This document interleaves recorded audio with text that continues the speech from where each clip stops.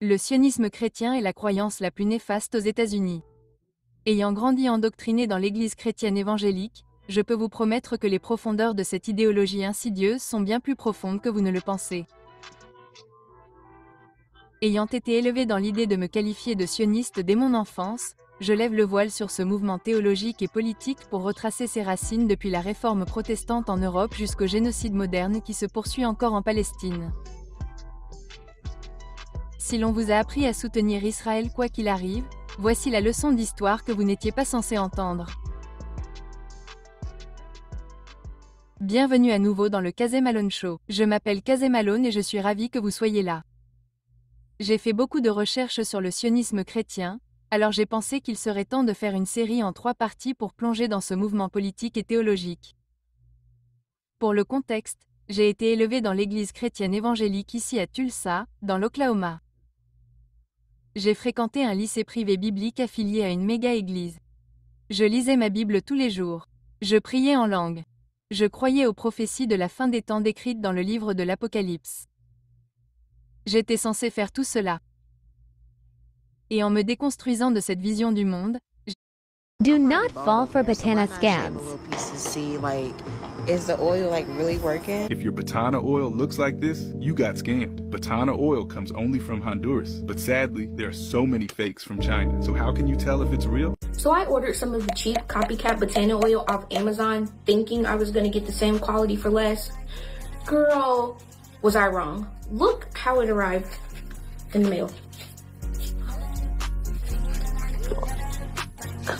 Literally broken and spilled everywhere. I was so disappointed. I told my friend about the mess and she recommended Botanics. She said it's the only place she gets her Botana oil from. We got the actual Botanics Botana oil. Oh, this one's official. This is a yes. Grab you one of these. My scalp feels so refreshed and shiny. This is gonna be perfect on those days where I'm refreshing my hair. No, seriously, this is actually way better than the cheap. vision du monde, j'ai dû regarder en arrière et être critique et honnête quant à la pléthore d'enseignements néfastes que j'ai reçus lors des sermons du dimanche et des cours bibliques quotidiens.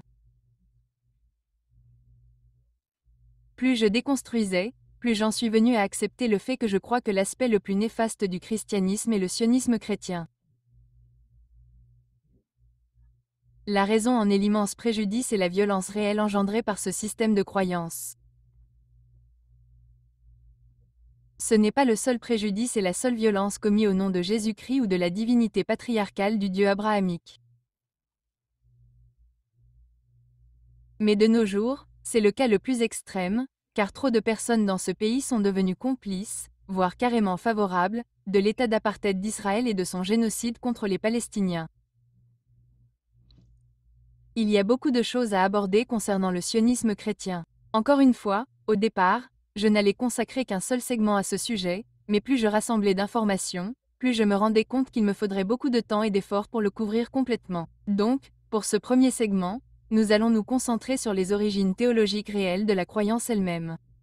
En gros, nous allons aborder son histoire jusqu'à la déclaration Balfour de 1917, lorsque le sionisme lui-même, chrétien ou autre, a été essentiellement validé politiquement par la grande puissance mondiale qu'est la Grande-Bretagne. Tout d'abord, je pense qu'il est important de couvrir quelques distinctions et définitions de base, car, encore une fois, plus j'en apprends sur le sionisme chrétien, plus je réalise à quel point il est complexe. Le sionisme chrétien, dans sa définition la plus simplifiée, peut être décrit comme le soutien au peuple juif pour qu'il considère la terre de Palestine comme son foyer exclusif. Il existe des déclinaisons théologiques et politiques du sionisme chrétien. Et pour être tout à fait honnête, toutes ces déclinaisons sont subtilement et intrinsèquement anti-juives, comme nous le verrons. Sans parler des versions plus ouvertement anti-arabes et anti-musulmanes. Et une chose qui est importante pour moi, c'est de ne jamais faire de déclaration générale sur un groupe de personnes, que ce soit en fonction de leur religion, de leur origine ethnique, de leur sexe, etc. Donc, même si je ne pense pas que tous les chrétiens, en tant que personnes ordinaires, soient sionistes, je commence à me demander si le christianisme lui-même, en tant que système de croyance, en tant que religion, en tant qu'institution, n'est pas en fait fondamentalement sioniste et n'alimente donc pas un génocide comme je l'ai évoqué dans un segment précédent. Et c'est la question que je veux poser au début de ce segment. Autre chose à noter ici, Je pense qu'il y a beaucoup, je veux dire des millions, de chrétiens aux États-Unis qui ne se qualifient pas activement de sionistes chrétiens ou de sionistes, peut-être parce qu'ils ne sont pas aussi bien informés sur le sujet, mais qui relèvent néanmoins techniquement de la définition du sionisme chrétien car, selon la définition la plus simplifiée du sionisme chrétien, il s'agit du soutien au peuple juif pour qu'il vive exclusivement en Palestine.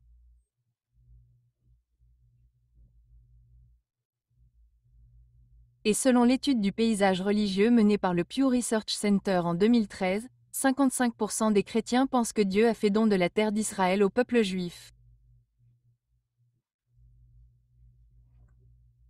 Ces 55% de chrétiens dans ce pays ne se qualifient peut-être pas activement de sionistes, mais voyez-vous comment la croyance en Dieu, en Israël et en ses pronoms est fondamentalement sioniste? Alors, entrons dans le vif du sujet. Je voudrais d'abord commencer par la relation entre la religion du judaïsme et le fondement du christianisme. Le christianisme a commencé comme une secte du judaïsme au 1er siècle de notre ère. Jésus lui-même était un prédicateur juif et ses premiers disciples étaient juifs. Mais après sa mort, des disputes ont éclaté quant à savoir si Jésus était le Messie tant attendu prophétisé dans la religion du judaïsme. La plupart des juifs ont rejeté cette affirmation. Tandis qu'un nombre croissant de gentils, également appelés non-juifs, ont commencé à adopter le nouveau système de croyance qui considérait Jésus comme le Fils divin de Dieu et le Sauveur du monde. Ce concept du Messie amenant le peuple juif vers sa terre promise fait partie des croyances religieuses juives traditionnelles. Mais je ne m'attarderai pas sur le sionisme juif aujourd'hui. D'une part, ici aux États-Unis, le nombre de sionistes chrétiens soutenant activement le génocide israélien contre les Palestiniens par rapport au nombre de sionistes juifs aux États-Unis est d'environ 10 pour 1. Ils sont bien plus nombreux que les sionistes juifs. C'est pourquoi je dis que le sionisme chrétien est la croyance la plus dangereuse en Amérique. De plus, le sionisme chrétien et, honnêtement, le christianisme dans son ensemble, ont récupéré et reconditionné bon nombre de ces idées initialement juives. Cette divergence initiale a déclenché un conflit théologique précoce. Le mouvement chrétien, en particulier sous l'influence de Paul, était en fait un homme juif, et s'est de plus en plus défini en opposition au judaïsme. Au fil du temps, il a abandonné la loi juive, réinterprété les écritures hébraïques comme des prophéties du Christ, comme ses pratiques, et a dépeint le judaïsme comme spirituellement obsolète. Un cadre connu sous le nom de supersessionnisme ou théologie du remplacement, qui affirme que l'Église chrétienne a remplacé le peuple juif en tant qu'élu de Dieu. C'est donc le fondement dont je parlais plus tôt qui est en quelque sorte subtilement anti-juif. Le christianisme était une ramification du judaïsme qui cherchait à délégitimer ce même judaïsme. L'une des accusations les plus dangereuses et les plus persistantes de l'histoire chrétienne est l'affirmation selon laquelle les Juifs auraient tué Jésus. Je me souviens avoir entendu cette affirmation mot pour mot tout le temps en grandissant. Dans mon éducation chrétienne évangélique, les croyances anti-juives ancrées dans le christianisme lui-même étaient subtiles mais présentes. Cette accusation trouve son origine dans plusieurs textes du Nouveau Testament, en particulier l'Évangile selon Jean, qui cite fréquemment les Juifs comme un collectif hostile, et Matthieu 27/25, où la foule prétend que son sang retombe sur nous et sur nos enfants.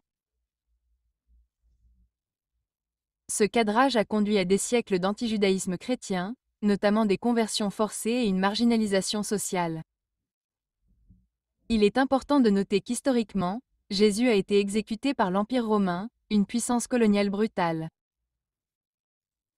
Bien que certaines élites juives aient pu coopérer avec les autorités romaines, l'idée que tous les juifs étaient responsables est un mythe théologique utilisé pour justifier la persécution du peuple juif. Encore une fois, il s'agit d'une autre déclaration générale concernant un groupe spécifique de personnes, qui est déshumanisante et donc inexacte. Je dirais que l'Église catholique a officiellement répudié cette idée selon laquelle les Juifs devraient être tenus moralement responsables de la mort de Jésus dans le document Neustadt de 1965. Mais les dommages anti-juifs étaient déjà profondément ancrés dans la tradition chrétienne. D'ailleurs, c'était il y a seulement 60 ans. Je sais que c'est un concept un peu fou à envisager, mais il est peut-être temps d'arrêter de laisser les dirigeants de l'Église nous dire qui détester. Car s'il leur a fallu autant de temps pour cela, qui sait à quoi ils devront renoncer à l'avenir? Car nous avons déjà intégré dans la nature même du christianisme la nécessité de considérer son propre système de croyance comme supérieur à un autre. Et il existe d'innombrables nuances complexes qui sont intégrées dans la tension séculaire entre les trois religions patriarcales abrahamiques que sont l'islam, le judaïsme et le christianisme. Ces trois religions proviennent de la même région du monde. Et par rapport à la longue période de l'humanité sur cette terre, des centaines de milliers d'années, elles sont toutes apparues à peu près à la même époque. Et comme il existe tellement d'interprétations, de confessions et de ramifications différentes, nous avons assisté à tellement de violences tragiques et honnêtes sur cette planète au nom de ces trois religions. Je ne suis pas là pour débattre de la meilleure ou de la pire version de la religion. Je ne suis pas disponible pour cela. Tout ce que je demande, c'est que nous ayons un peu plus de compassion pour les personnes qui croient différemment des nôtres, qui ont une apparence différente des nôtres et qui vivent ailleurs que chez nous. Et l'argument que je défends aujourd'hui est que le concept de sionisme chrétien ne laisse fondamentalement pas de place à ces valeurs. Une définition plus complexe est que le sionisme chrétien est une croyance théologique et politique défendue par de nombreux chrétiens évangéliques, centrée sur l'idée que l'État moderne d'Israël n'est pas seulement une entité géopolitique, mais l'accomplissement littéral d'une prophétie biblique. Selon cette vision du monde, le rétablissement d'Israël en 1948 n'était pas seulement un événement historique façonné par la guerre, les retombées coloniales ou la diplomatie internationale. Oh, non. Pour des millions d'évangéliques américains, c'était la confirmation divine que le plan de Dieu se déroulait exactement comme il se doit. Soutenir Israël dans cette théologie n'est pas seulement une question de politique. Il s'agit de s'assurer une place du bon côté de l'histoire et du bon côté de l'éternité. Refroidi de 20 degrés en une seconde. Le ventilateur de circulation d'air qui était en rupture de... Du bon côté de l'éternité. Cette croyance repose sur une interprétation spécifique des Écritures, principalement ancrée dans l'Ancien Testament, mais renforcée par des lectures eschatologiques du Nouveau Testament, en particulier du livre de l'Apocalypse. Le terme eschatologique, soit dit en passant, est utilisé pour décrire toute croyance ou tout récit spécifique à la fin des temps ou à la fin du monde.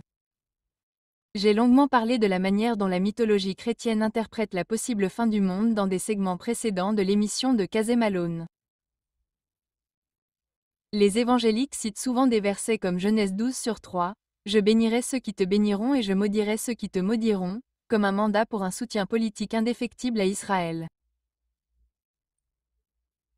Cette phrase, adressée à l'origine à l'ancien patriarche Abraham, est désormais citée dans les sermons modernes comme une sorte de code de conduite spirituelle. Bénissez Israël et vous serez bénis. Remettez Israël en question et vous risquez fondamentalement la colère divine. C'est un cadre très pratique qui nécessite très peu de réflexion critique et qui permet de passer outre des milliers d'années d'histoire nuancée, de lutte de pouvoir et de violation des droits de l'homme, c'est le moins qu'on puisse dire. Et une chose que je veux souligner ici, c'est que lorsque j'étais enfant, j'ai été endoctriné dans le sionisme chrétien. Je dis toujours qu'il y a eu deux moments dans ma vie où le sionisme en tant que mot était au premier plan du contenu que je consommais ou des conférences que je recevais. La première fois, quand j'étais enfant, à l'église, on m'a dit d'être sioniste quoi qu'il arrive. Et encore une fois, ces dernières années, alors que je faisais plus de recherches pour comprendre la position géopolitique des États-Unis en tant que personne qui s'est déconstruite du christianisme dans son ensemble. Maintenant, ce qui est intéressant dans l'endoctrinement au sionisme dans mon éducation, c'est que les gens qui vivaient déjà en terre de Palestine ou d'Israël, comme on l'appelait dans mon éducation dans cet environnement, n'étaient pas du tout mentionnés. Je n'ai jamais entendu parler des Palestiniens, des gens qui vivaient déjà sur cette terre choisie pour le peuple élu de Dieu. Je n'ai jamais entendu parler des Palestiniens. Pas même comme une fausse accusation, car ce sont eux les agresseurs du peuple juif. Vous voyez ce que je veux dire, comme s'ils n'étaient même pas présents. Ils étaient complètement déshumanisés dans le langage, en l'absence de récit dans mon endoctrinement d'enfance. Les enfants n'ont pas leur place dans l'endoctrinement géopolitique. C'est un point très sérieux sur lequel je ne reculerai tout simplement pas. Le sionisme n'a pas sa place dans les conversations où l'on dit aux enfants ce qu'ils doivent croire. Je refuse catégoriquement cela. Mais encore une fois, soyons clairs. Le sionisme chrétien n'est pas la même chose que le sionisme juif. Le sionisme chrétien et le sionisme juif ont tous deux des orientations religieuses et politiques. Mais tandis que la version la plus laïque du sionisme juif est apparue comme un mouvement nationaliste en quête de sécurité et d'autodétermination en réponse à la persécution anti-juive, le sionisme chrétien est davantage préoccupé par les prophéties de la fin des temps et est donc davantage, mais pas exclusivement, motivé par la religion. De plus, le sionisme chrétien n'est pas du tout une question de solidarité avec le peuple juif. Il s'agit d'accomplir une chronologie et, au mieux, de considérer les Juifs comme des pions théologiques dans la prophétie biblique décrite dans l'Apocalypse ou, au pire, comme des sacrifices littéraux à la même prophétie afin que les chrétiens puissent ensuite être enlevés et aller au paradis. Les chrétiens évangéliques pensent que les Juifs doivent retourner dans leur patrie, reconstruire le temple de Jérusalem et faire face à l'escalade du conflit dans la région, tout cela pour que Jésus puisse revenir. C'est la véritable motivation ici. Il ne s'agit pas de justice, de paix ou de dignité humaine. Il s'agit de préparer le terrain pour cette d'Apocalypse. Et c'est là que la théologie devient encore plus sinistre, si possible. Car sous le sionisme chrétien, Israël en tant qu'État devient un outil ou encore un pion par rapport à la prophétie chrétienne.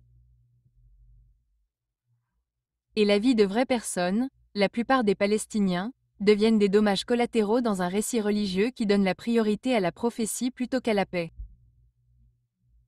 C'est une vision du monde qui considère la guerre au Moyen-Orient non pas comme une tragédie à éviter, mais comme un signe que Dieu est dans les temps. Plus il y a de chaos, mieux c'est. Plus il y a de violence, plus nous nous rapprochons de la seconde venue. Et je peux vous promettre que c'est exactement comme cela que l'on parle du conflit au Moyen-Orient dans les sermons religieux quotidiens à travers les États-Unis, comme nécessaire au plan de Dieu. C'est insidieux, c'est immoral, et c'est dégoûtant. Et dans cette optique, le soutien à Israël n'a rien de politique. C'est une attente. C'est juste, c'est sacré. Selon les chrétiens, cela devient un test décisif pour la foi de chacun, en particulier dans le contexte évangélique américain, mais pas exclusivement. Le remettre en question, ou même suggérer que les Palestiniens sont des personnes qui méritent la dignité, c'est risquer d'être qualifié d'antichrétien, d'anti-Dieu, voire de démoniaque. Il existe des préoccupations tout à fait légitimes concernant la censure monétaire et politique du soutien pro-palestinien dans les médias grand public et la manière dont toute critique d'Israël est qualifiée d'antisémite. Ce que j'essaie de souligner, c'est que la critique d'Israël au sein de l'Église aux États-Unis est également qualifiée à tort et de manière manipulatrice d'antichrétienne. Examinons maintenant le contexte de ce système de croyance. Lorsque la plupart des gens pensent au sionisme chrétien ou commencent à en parler, ils pensent souvent qu'il a commencé au XIXe siècle avec l'essor de la théologie dispensationelle ou la publication de la Bible de référence Scofield.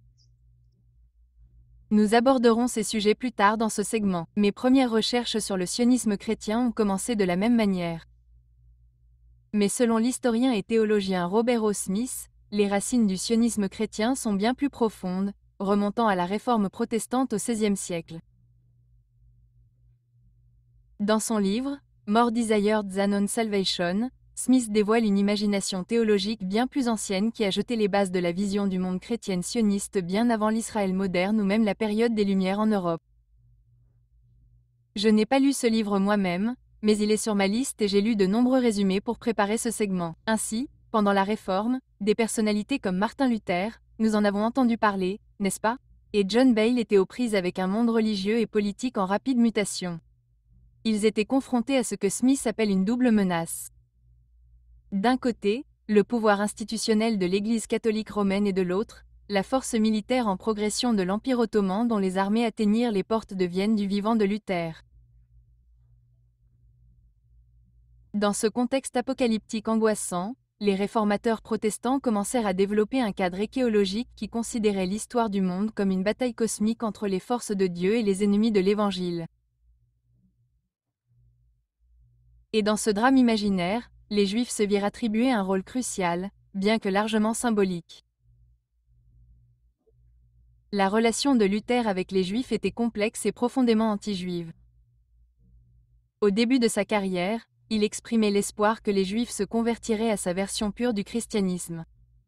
Je vous ai dit que l'essence même du christianisme est anti-juive.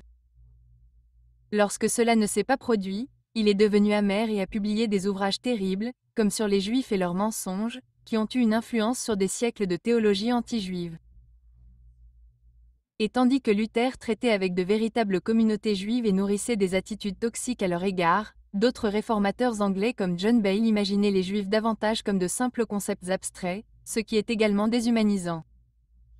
Au milieu des années 1500, les Juifs avaient été expulsés d'Angleterre pendant plus de 250 ans. Ainsi, des théologiens comme Bale n'ont découvert l'identité juive qu'à travers les Écritures, à travers la Bible. De cette façon, les Juifs sont devenus en quelque sorte mythifiés, comme des figures de ce cadre théologique fantastique plutôt que des personnes en chair et en os, je ne sais pas. Dans le commentaire de Bale de 1545 intitulé « L'image des deux églises », il décrivait les Juifs comme les alliés prophétisés des chrétiens dans la bataille finale de la fin des temps. Bale envisageait une lutte apocalyptique en 4 parties. Les protestants combattraient le catholicisme tandis que les Juifs convertis en masse au christianisme combattraient l'islam. Selon Smith, ce récit reflétait un imaginaire protestant anglais plus large qui considérait les Juifs comme des alliés naturels et les musulmans, souvent appelés, comme le disent les Turcs, comme des ennemis naturels. Cette vision binaire a permis aux penseurs protestants d'attribuer une signification eschatologique au peuple juif, même en son absence. Les Juifs étaient donc imaginés comme ces figures spirituellement essentielles qui contribueraient à inaugurer ce qu'on appelle le règne millénaire du Christ. Le règne millénaire du Christ est quelque chose que j'ai appris régulièrement dans l'église où j'ai grandi et nous en parlerons un peu plus tard dans ce segment. Tout cet état d'esprit apocalyptique de la réforme protestante précoce a jeté les bases conceptuelles de ce qui allait plus tard être connu sous le nom de sionisme chrétien. Il a essentialisé l'identité juive, aplati la diversité des Arabes, des musulmans, des Juifs, etc., et réduit l'existence véritablement juive à un rôle dans une histoire chrétienne. Et le plus troublant peut-être, c'est qu'il l'a fait sans aucun égard pour les vies juives réelles ou pour les vies palestiniennes, arabes ou musulmanes. Le résultat le plus violent du sionisme chrétien est à 100% le génocide contre les Palestiniens aujourd'hui. Mais ce que je veux dire ici, c'est que le sionisme chrétien n'a même pas commencé avec un quelconque amour pour le peuple juif en premier lieu. Tout a commencé par l'anxiété, la projection et l'instrumentalisation du peuple juif en tant que pièce d'échec, en tant que pion dans une fin de partie cosmique, et la diabolisation du peuple musulman en tant qu'ennemi ultime contre les forces chrétiennes de la justice. Selon Smith, ce modèle théologique façonne encore le mouvement aujourd'hui. Cette double anxiété, encore une fois, le catholicisme romain et l'islam, a formé l'épine dorsale d'une eschatologie protestante anglaise émergente. Dans ce cadre, les premiers penseurs puritains et écrivains protestants n'ont pas simplement interprété les événements mondiaux à travers un prisme spirituel. Ils ont activement accent aigu imaginé la dynamique du pouvoir mondial dans le cadre du plan divin en cours. Et les Juifs se sont vus attribuer un rôle crucial, bien que profondément déshumanisé, dans cet avenir imaginaire. D'autres théologiens anglais des XVIe et XVIIe siècles, tels que John Bale ou Thomas Brightman, ont envisagé l'histoire comme une bataille cosmique dans laquelle les véritables disciples du Christ, c'est-à-dire les protestants, finiraient par triompher de l'Église romaine corrompue et du monde islamique. L'Empire ottoman à son apogée représentait une véritable menace géopolitique pour l'Europe. Honnêtement, le siège de Vienne en 1529 a eu lieu du vivant de Martin Luther.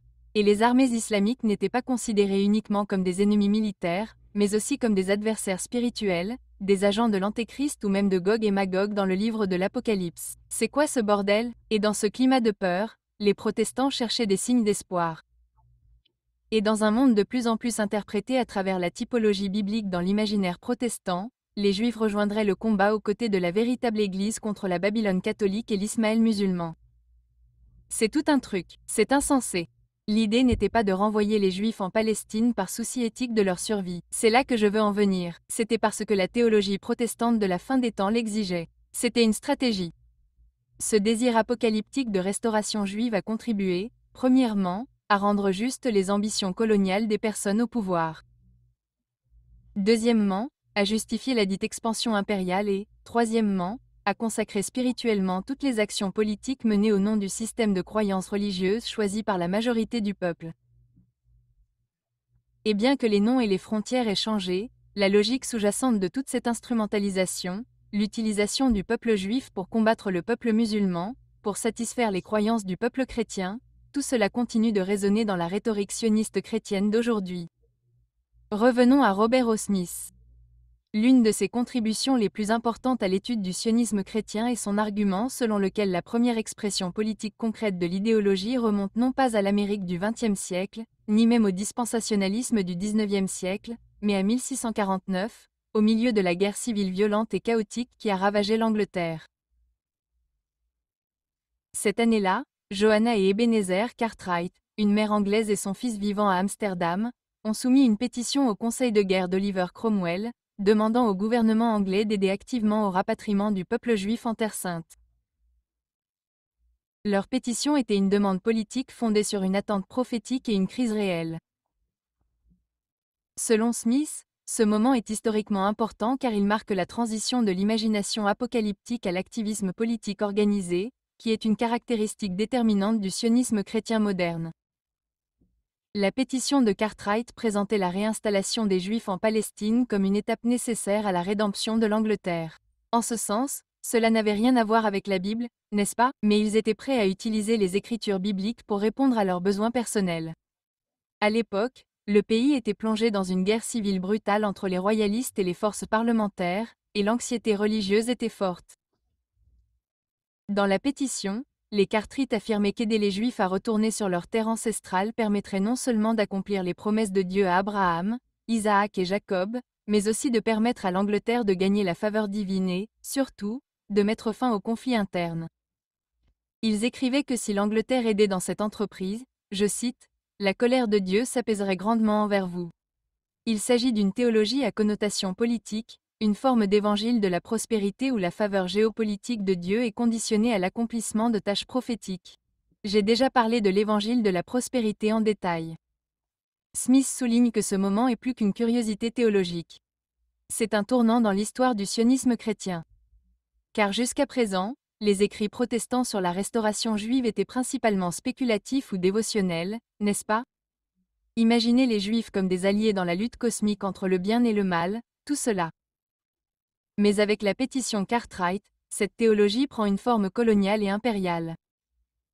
Les outils envisagés pour accomplir le plan de Dieu sont littéralement devenus les instruments de l'Empire, des navires, des armées, de la politique de l'État, etc.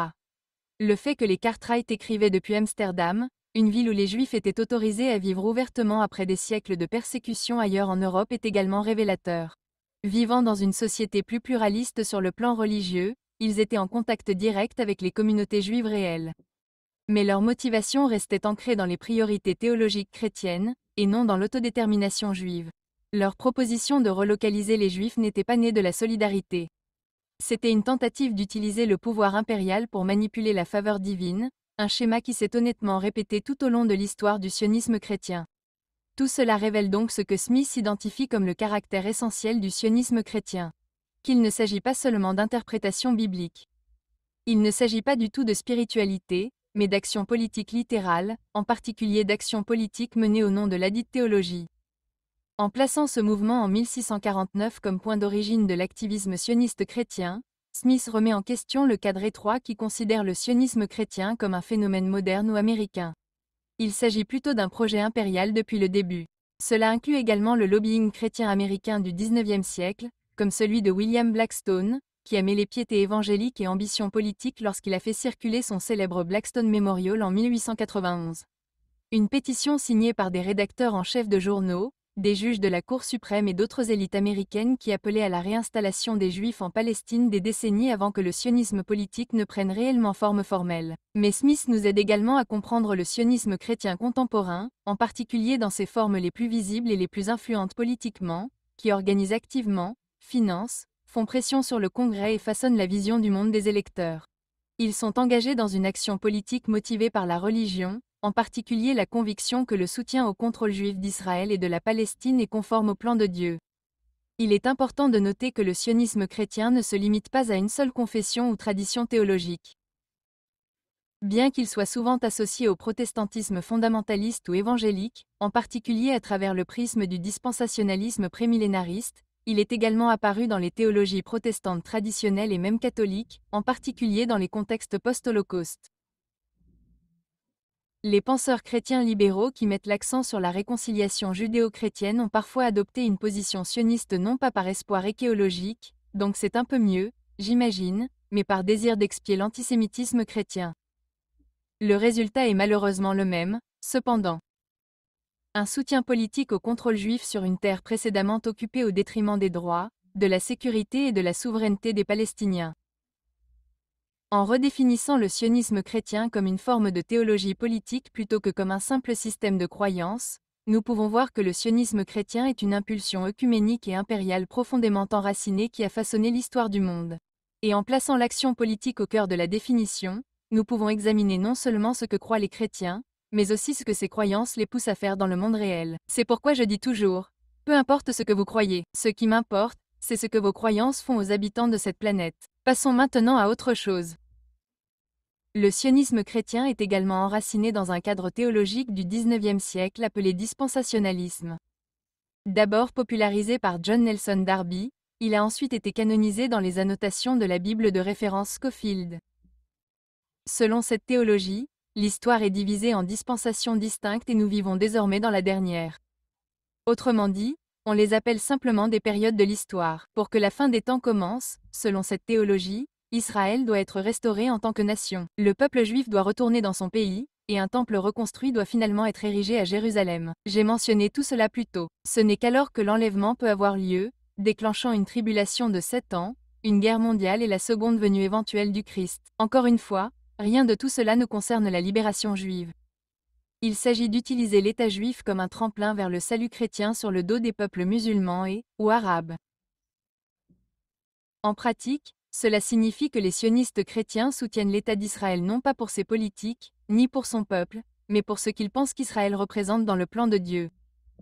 Et cela a des conséquences très réelles.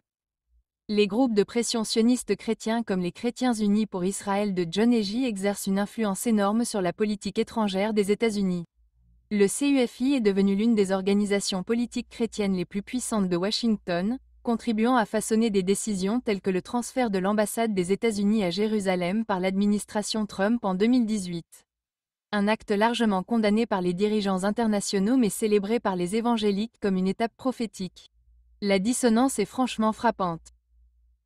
Nombre de ces chrétiens évangéliques qui propagent des théories du complot antisémite sur le plan national envoient également des millions de dollars aux colonies israéliennes en Cisjordanie. Sans parler du fait qu'ils se fichent complètement des chrétiens palestiniens qui y vivent. Et c'est comme si la nature anti-juive de cette croyance en la fin des temps selon le livre de l'Apocalypse était subtile mais présente. Et pourtant, la nature anti-musulmane de cette même croyance ne semble pas avoir de crédibilité selon les interprétations dominantes de cette théologie. Encore une fois, on ne m'a jamais parlé des personnes qui vivaient déjà en Palestine lorsqu'on m'a dit, enfant, de me dire sioniste. Elles n'étaient même pas reconnues comme des acteurs dans cette histoire. Mais ce que j'essaie de dire ici, c'est que l'on parle de musulmans, de juifs, d'arabes, de femmes ou de n'importe quoi d'autre, je maintiens que la nature du christianisme est la déshumanisation à tous les niveaux. Et l'autre point que j'essaie de faire valoir, c'est que le sionisme chrétien n'a pas commencé en 1948, lorsqu'Israël a été établi en tant qu'État-nation moderne sans aucune reconnaissance pour les Palestiniens qui y vivaient. Ce moment a pu apparaître comme l'accomplissement d'une prophétie biblique pour des millions d'évangéliques américains, mais les racines du sionisme chrétien remontent bien plus loin, à la théologie coloniale, au dispensationalisme du XIXe siècle, aux ambitions impériales des puissances occidentales et aux racines du christianisme lui-même. Ce n'est pas un phénomène moderne. C'est un vieux virus théologique qui s'est métastasé au fil des siècles de conquête européenne et d'obsession prophétique, pour finir par s'ancrer dans l'identité américaine et devenir la croyance la plus néfaste aux États-Unis. Pour en revenir à John Nelson Darby et au dispensationalisme, selon Darby, il existe généralement 7 de ces dispensations, n'est-ce pas? Ces périodes de l'histoire, de l'innocence dans le jardin d'Éden à l'ère de la loi sous Moïse, en passant par l'ère actuelle de l'Église et enfin par une dispensation future impliquant à nouveau le retour des Juifs en Israël, et tout cela pour inaugurer la seconde venue du Christ. Ce qui a rendu ce cadre révolutionnaire, du moins pour la théologie protestante du XIXe siècle, était sa séparation stricte entre le plan de Dieu pour le peuple juif et son plan pour l'Église. Dans la théologie de Darby, il s'agissait de deux entités entièrement distinctes qui étaient simplement très formalisées. Les promesses que Dieu avait faites à Abraham et à Israël n'ont pas été transférées à l'Église comme de nombreux chrétiens l'avaient cru pendant des siècles jusqu'à ce moment-là. Au lieu de cela, elles sont restées littérales et inaccomplies en attendant la restauration finale d'Israël.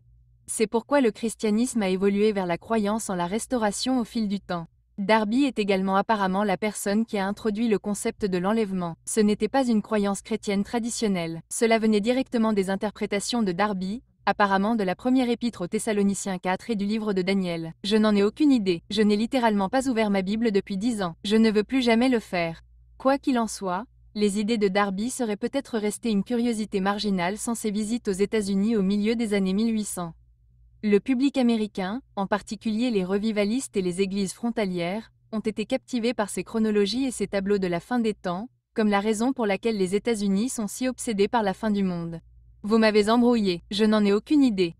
Quoi qu'il en soit, comme l'explique l'universitaire Timothy P. Weber dans Sur la route d'Armageddon, les enseignements de Darby ont transformé l'attente apocalyptique en un système d'interprétation biblique à la fois séduisant et systématisé. Ils ont donné aux croyants un cadre pour comprendre les événements mondiaux et avoir la certitude de ce qui allait se passer ensuite. Puis la théologie a trouvé une plateforme grand public en 1909 avec la publication de la Bible de référence Scofield, qui comprenait le commentaire dispensationaliste de Darby aux côtés du texte biblique. Cela a permis à des millions de chrétiens évangéliques de lire la Bible non seulement comme une écriture, mais aussi comme une feuille de route prophétique. Au fil du temps, cette vision du monde dispensationaliste a fini par dominer la pensée évangélique américaine, influençant tout le monde, des télévangélistes aux lobbyistes de la politique étrangère en passant par Casebrook Malone à Tulsa, dans l'Oklahoma. Donc, quand vous entendez quelqu'un dire que Jésus ne peut pas revenir tant qu'Israël n'est pas restauré, vous entendez John Nelson Darby, passé au crible de 150 ans de théologie, de politique et d'empire américain. Son cadre a établi ce que je considérerais comme l'itération actuelle du sionisme chrétien. Toutes ces croyances se sont répandues dans la culture américaine, en particulier parmi ceux influencés par la série Left B1 ou les prédicateurs prophétiques comme Val Lindsay et John Hagee. Et voilà le hic. Cette théologie n'envisage pas que les Juifs vivent en sécurité et en paix en Israël pour toujours. Elle prédit que les 2/3 d'entre eux mourront dans la tribulation et que seul un reste se convertira au christianisme avant le retour de Jésus. Donc, quand les évangéliques disent qu'ils soutiennent Israël, ce n'est jamais parce qu'ils soutiennent l'autonomie, la libération, la sécurité ou la dignité des Juifs, c'est parce qu'ils ont besoin que l'État d'Israël accomplisse une prophétie qui se termine par la mort massive de tout le monde sauf d'eux-mêmes. Je suis absolument mortifié qu'il ait été si facile pour moi de grandir dans l'Église chrétienne et de croire à ces formes flagrantes d'endoctrinement. J'ai tellement honte de m'être déclaré sioniste quand j'étais enfant. Comment les adultes de ma vie osent-ils perpétuer cette haine? Je sais qu'ils ne savaient pas faire autrement, mais comment osent-ils? Ce n'est pas une théologie qui promeut la paix. Elle n'est pas fondée sur la justice, la dignité humaine ou l'amour du prochain. Vous m'avez foutu en l'air. C'est de la violence et elle est enseignée dans les églises, les cours bibliques et l'école du dimanche. Le sionisme chrétien est la croyance la plus néfaste aux États-Unis. Et je ne garderai pas le silence sur l'endoctrinement continu des gens partout dans le monde pour qu'ils soutiennent cette violence au nom d'un type. D'accord, donc, je l'ai déjà dit et je le répète. Je sais qu'il y a des chrétiens qui sont activement pro-Palestine et je suis solidaire de vous quoi qu'il arrive. Mais il est temps que nous examinions l'institution, le système de croyance du christianisme et que nous nous demandions sérieusement pourquoi il a autant de pouvoir dans ce pays et dans ce monde, surtout si cela entraîne autant de violence et de mal à l'autre bout du monde. Dans la prochaine partie de cette série, nous verrons comment le sionisme chrétien est devenu un mouvement politique qui a contribué à façonner la politique américaine au Moyen-Orient, financé des colonies illégales et soutenu une guerre sans fin, tout cela au nom de Jésus-Christ. Si vous avez trouvé cet épisode du Casey Malone Show intéressant, je vous serais reconnaissant de vous abonner sur YouTube et de donner une note à l'émission sur Apple Podcast. Je vous encourage également à rejoindre le serveur Discord Casey & Friends, qui est gratuit et où nous avons d'excellentes conversations. Merci